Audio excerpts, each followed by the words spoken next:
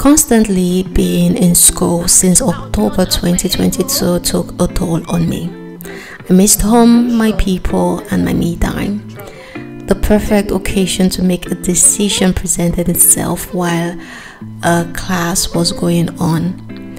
It started with a comprehension text. It was about Torino. One thing led to the next, and the topic went from comprehending the texts to my classmates sharing their experiences in Torino. I joined the conversation by getting on my phone. Then I went on to get an apartment, got tickets to some places that they recommended, and finally I cleared my schedule. Once I got home, I spoke to my people. They loved the idea and they asked that I get another apartment in a neighboring province. This would enable us visit friends and enable me visit a village I love so much. This was how I found myself in Torino on the 28th of April 2023, and we stayed till the 30th.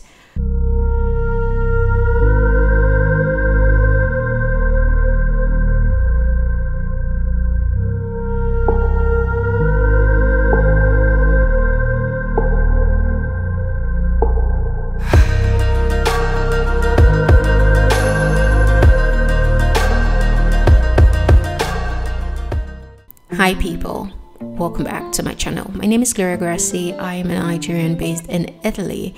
I've been in Italy for a while. I know one or two things, and on this channel I share tips that will help you enjoy your stay in Italy. If this sounds like your cup of tea, do well to join the family. We arrived in Torino after 11 a.m. Our check-in was for 2 p.m. so we stayed in the city center to do one or two things. After about 30 minutes looking for a parking spot, we got a space in a Lidl superstore. Then we went to grab lunch. After lunch, we took a quick walk to help us with digestion.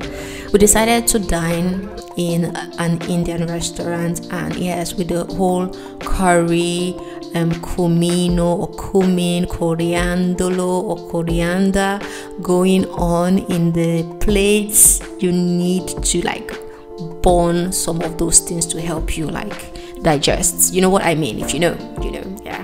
So after that, our quick walk, I went for an appointment. Yes, when I was sure that I was going to be visiting Torino, I tried to get some other things done. Unfortunately, it was not fruitful. After my meeting, we just strolled, talked, and shopped before retiring to our apartment.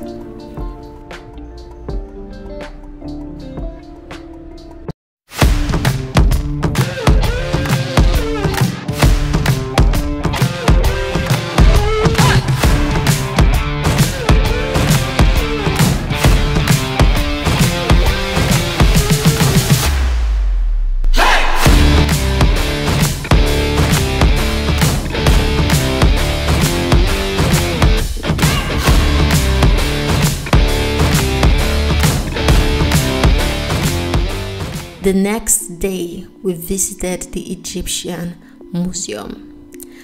I already got my tickets online, thank God. Upon arrival, we were told that we could not buy tickets. Only those who booked ahead could enter. If you're interested in grabbing yourself a ticket to visit this museum, which I recommend, check the description. People, it was beautiful. It is rich in culture and stories. You should know that it is the second biggest Egyptian museum in the world. After our 2 hours 30 minutes tour, we went on to grab a bite.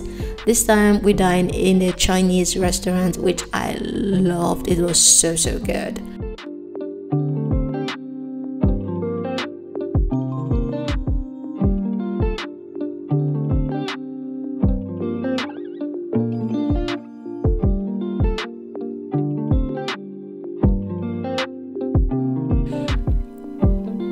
The same day by 3 p.m. we were booked to visit the palace of Veneria Reale, which is one of the Savoy residents.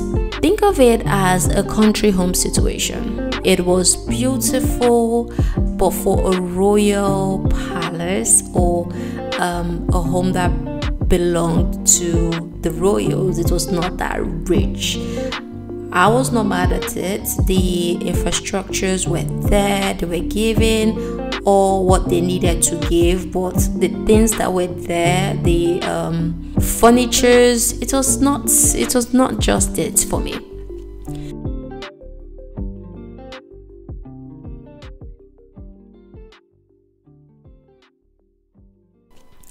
The next day we went to visit my husband's friend and her husband in Biella.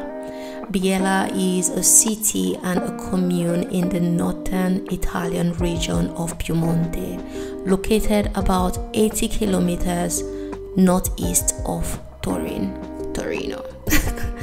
After spending time with them, we decided to visit the Century of Europa. 13 kilometers from the town, at 1,180 meters above sea level, is the Century of Black Madonna of Europa. It is the most famous pilgrimage site in Piemonte. One of the most important in Italy, perhaps one of the oldest Marian sanctuary in the West. It started drizzling when we got there, but of course it did not stop anything. After our first stop, we went on to eat in an Italian restaurant. It was giving a lot of family vibes. There were a lot of people. They were serving polenta. I had polenta the way I've never had it before. I used to think like polenta is just this hard fufu-like dish, but this time around they served it in it's kind of runny. I've never seen that before, and I learned that this is how they serve polenta in this part of the north. When you come to my side of the north, it's not served like this. I'll leave a video of the polenta I make at home. This is how we eat it typically in this part of the north. It was an experience I enjoyed trying it in a different way. My family did not appreciate it because they spent all their life eating polenta a certain way, but yeah, I wasn't mad at it because I'm a curious cat. After lunch, we went on to finish our tour, and that was it.